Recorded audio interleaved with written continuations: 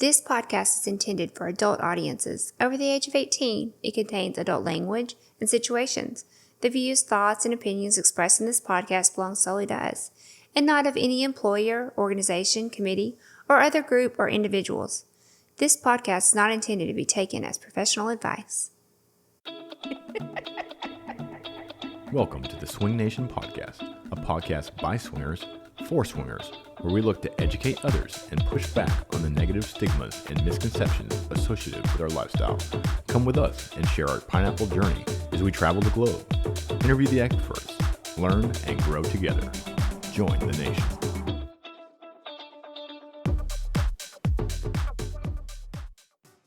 So, Lacy, people are asking, how do they get to go to a party or an event with us? They check out swingersociety.net, you create a profile, you sign up for an event, and you come hang out with us. It's super easy. That's right. If you want to party with us and the other faces and names that you know from social media and TikTok, head on over to swingersociety.net.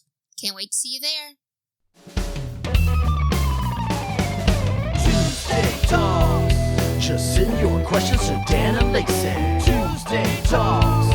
Swing Nation got you feeling sexy. Tuesday Talks. Talking Tuesday with Dan and Lacy. Ooh, how about that high note? That's perfect. Hey there, pineapple people, and welcome to the TheSwingNation podcast. We are your hosts, Northern Guy, And Southern Girl. and we are back with another rendition of Tuesday Talks. We are. Talking Tuesday. Yeah. Dan and Lacy. I thought we didn't do that anymore. Dan and Lacy. That's why we have the jingle.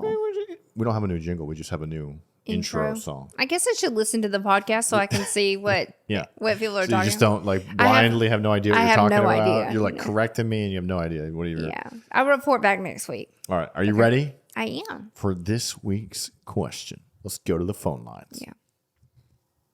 Hey, Dan and Lacy. I had a kind of niche question to ask. Not really, but we just got back from an event with you guys, and it was great. Had a great time. But we ended up running into some people from our everyday life, people that my husband grew up with and whose younger sibling was actually one of my students. I feel like maybe we didn't handle it the best way because we just kind of like went over there and ripped the Band-Aid off. And I think that kind of shocked them. So I was wondering if you had any advice on, hey, if you're at an event, like obviously we're there for the same thing, but what's the best way to approach that conversation instead of just ignoring it? Because our circles ended up colliding. So, yeah, that's the question. What's the best way to handle it? And, yeah, any advice you have would be great. Apparently, that's something we are going to run into more. Thanks. Have a great day. Okay. This is actually a really common question, but not one we've been asked on Tuesday Talk. Yeah, this is a great. So I actually People love this question. people always ask this of us. So basically, her question is, how do you handle running into somebody that you know at a lifestyle event? Now, I don't know how her interaction went. It didn't seem like it went well, or at least she didn't feel. But in my opinion, what she did is exactly what I would suggest someone to do. I think ripping the Band-Aid off, just going up and being like, hey, we're both here for the same reason, and that's okay. It's nice to see you. I hope all is well. I think for me, that's the best way to handle it. I think if you ignore each other and kind of like make it a theme, that seems odder. I mean, let's be real. It's going to be a little uncomfortable for a few minutes. It doesn't have to be. I think it's okay that people you know are swingers. It's okay that people they know are swingers. I think it's just going to be okay, I guess is the best way I can describe or explain it. Yeah, I agree with you. I think a direct approach is probably the best approach. I will say, however, maybe you could probably be discreet about it. So maybe if like they're sitting, and I don't know exactly what she did. She didn't really explain like the nuances. You of mean it. just like don't walk up to them and be like, So hey. I'm saying if like they're sitting with a bunch of other couples and they're like mid flirting with these other couples, maybe running up and saying like, "Hey, Uncle Johnny, I see you're at the swingers party too." Maybe that's like a want. Yeah, or like kind of wait till they're walking off. So maybe then, that's what happened. So strategically, I think approaching them directly and saying, "Hey, clearly I know you, you know me. Let's not make it weird. Let's not make it weird. Hey, we don't plan on being in the, and I think depending on who they are and like how, if they're family members or like how close you are, if you go to church together, I mean, maybe you want to try to then strategize the rest of your weekend so that you avoid further awkward situations. It depends. Yeah, it depends on how you feel. I've seen people I went to high school with at parties, and it's a little odd. Like I don't know that I want to swing with them just because I feel like we grew up together, so that would be odd. But it's okay to acknowledge each other. But if they were in the other corner of a playroom, it wouldn't be weird. Right? Yeah, But if it was your sister or your mom, that would be weird, right? Or a cousin. You'd want to at least strategize with that person how to not. Or a coworker. I just think, and you don't even have to. You may think different. I don't think you even have to clarify it because, like, they may feel comfortable, you may not, and you may not want to tell them that. I just think, like, maybe it's like speaking to them, say, hey, when you're around them. But, like, if you see them fucking in the middle of the bed, maybe don't go lay next to them if that's not something you're willing to do, Again, I think on who it is and how. I don't want to walk into my sister fucking in the middle of the bed, so I would say, hey, that's a completely different. We will not be in the playroom tonight, or hey, we plan on being in the playroom tonight. Yes. Do you plan on being there? If it was my sister. Now, if it was some random, this sounds like it. Would she say it was her husband's buddy he went to high school with's younger sibling who she taught? No. Yeah. No, her husband's friend who their younger sibling she taught in school. Oh, so it wasn't the younger sibling. No. It was her husband's friends. Yeah, okay. but then that's how. Yeah. Okay. All right. Either way, it doesn't seem like it's not family. It's not like a direct relative. So but I think how I would approach this situation is I would wait until they were somewhat alone, and I would approach and say, "Hey, hi, Billy. Obviously, we know you. Us. This is weird, but we have no issues. No problems here, and we want to be respectful of whatever boundaries y'all have. Right, have a little conversation about it, and then drive on with your weekend. Yeah. Now, obviously, if it was somebody closer than that you had to kind of deconflict, you would have to have conversations about who's where. And this sounds really weird, and it sounds kind of crazy, but it's less. We've seen mom-daughter, we've seen brother-brother, we've seen brother-sister, we've seen. The thing about the lifestyle is it is a small community. And there's usually only one or two parties per city, per town, right? So if you're a swinger and your family members are swingers, there's a pretty good chance you might end up at the same party. Yeah, and I think it's only as awkward as you make it. I think we are all grown-ups, and we are all there to have sex, or at least try to have sex with other people. And so I think we can approach it in a grown-up kind of situation and not make it any weirder than it has to be. So I think a lot of people do get freaked out and don't know how to handle it because they haven't talked about it with their spouse. So if you see somebody across the room, maybe step away with your spouse, be like, okay, that is my cousin, or that is my friend's mom, and kind of explain, and then just kind of come up with a game plan. But I think at the end of the day, if everybody's respectful of each other, I think just like we say with every single scenario that we talk about here, in the lifestyle, communicate. I think that's always that's the answer to everything that we do in the lifestyle. Just go up to them and say, guys, listen, we see you're here. We don't want to make it awkward. We love these parties. Is this your first time?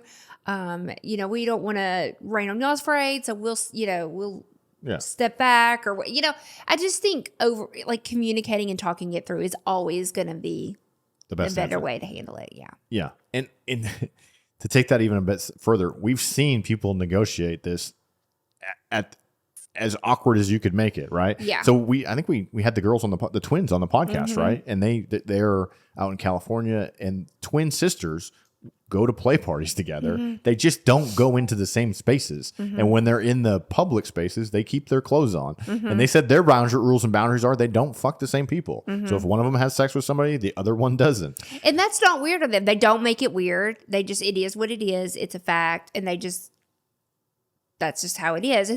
And we've seen, like, we have friends that parents are in the lifestyle and they like all want to go on Bliss Cruise. So they like talk to their parents. Hey, we're going to go this year. You go next year. Okay. Or what if we both go? We'll just not go to the playroom. When we're in the pool, we'll keep our clothes on, and then we'll fuck in our rooms. Hey, you know, Monday, Wednesday, Friday, you get to go to the playroom. Tuesday, Thursday, we get to go. And we've know siblings that have been in the lifestyle, and they are like, okay, we're going to go to the playroom and orgy on Friday night, and you can go on Saturday night. And they kind of work it that way. So I know it's probably uncomfortable to see somebody that you've known for 20 years or a cousin or a friend of a friend of a friend. But the truth is you've got people that have much closer relationships navigating this, and they're somehow managing it. So it's going to be okay.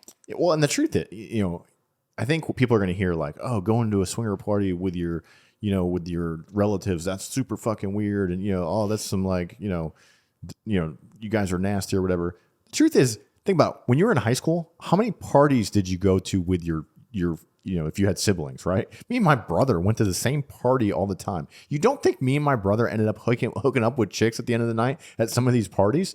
We just didn't do it in the same bedroom or in the same spaces. You know what I mean? Like, it's really no different than that, right? Like, you can go to a party, hang out with people and dance with people. And then if you're going to be intimate with somebody, just make sure you go to a private area to be intimate where your sibling or your family member is not going to see you. Like, it's not really that far out when you really stop and think about it. Yeah. I think it just sounds crazy when you first hear it. Yeah.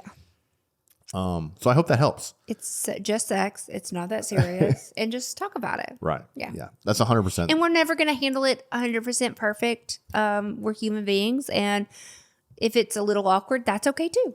Yeah. But as long as we went into the conversation with good intentions and we were kind and sweet and respected other people, that's all we can do. Yeah. We actually have known family members that have gotten in fights before over who got to go to a party. Yeah. I like to know that it was one of our parties. Thank you. Yeah, it was a swinger society party that they were fighting over. Yeah. So that goes to show you that it's not that abnormal.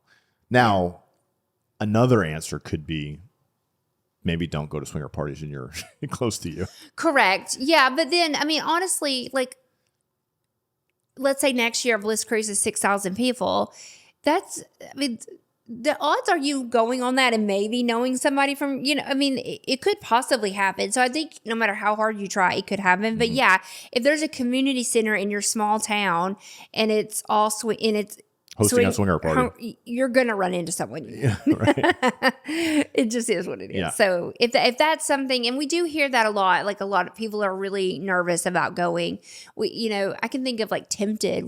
I met a couple one time, and Tempted was like 10 minutes from their house. They had never been because they just did not want to meet anybody. They finally came out to a swinger society event because they just couldn't take it. They just had to go because it was so close.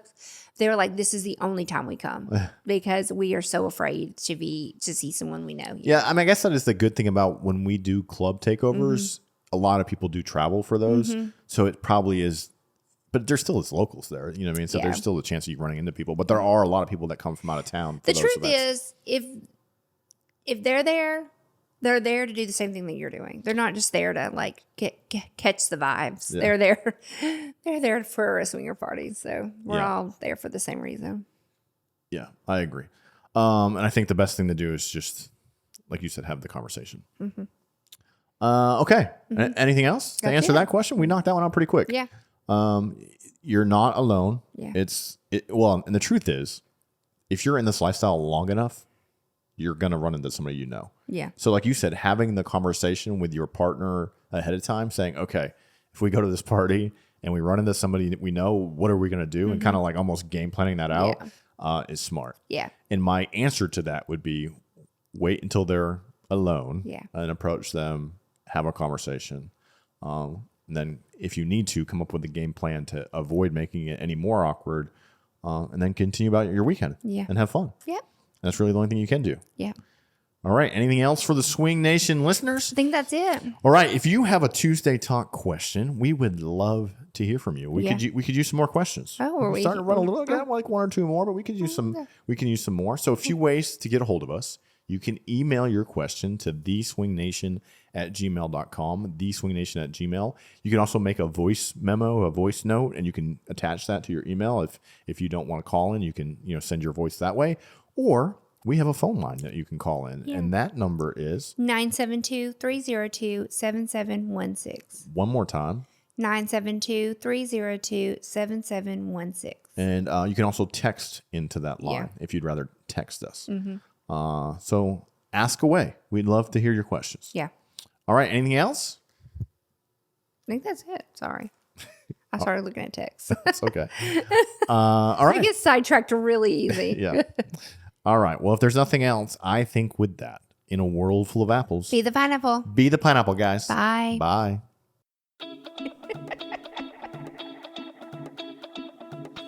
If you've enjoyed our podcast and want to support us, leave a 5-star review wherever you're listening. If you want to see more of our content, you can find links to Snapchat, Twitter, Instagram, OnlyFans, and more in the show notes. Come join the conversation with us and other swinger content creators on our Swinger Society Discord server. If you have questions or feedback, email them to us at TheSwingNation@gmail.com. Make sure you head on over to TheSwingNation.net and keep up to date on all things Swing Nation. We thank you so much for joining us, and we'll see you next time. Goodbye.